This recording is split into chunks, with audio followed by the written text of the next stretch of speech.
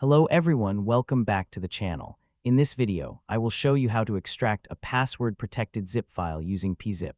First, open PeaZip on your Windows computer. From the PeaZip window, look for the extract option.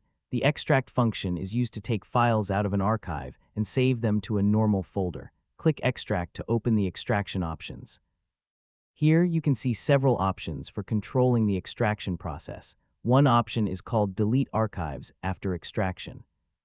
If this option is enabled, the original archive can be deleted after the extraction is completed.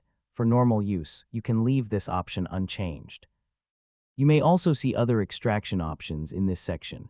When extracting a password-protected zip file, PeaZip will ask for the correct password before it can access the protected files. Enter the password when prompted and continue the extraction process. You can then choose the location where you want to save the extracted files. After the extraction is complete, the files will be available in the selected folder.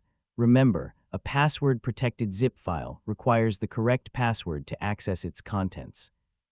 If you do not have the password, you cannot normally extract the protected files. That's how you can extract a password-protected zip file using PeaZip. Thanks for watching. Don't forget to like, subscribe, and follow for more easy Windows tutorials.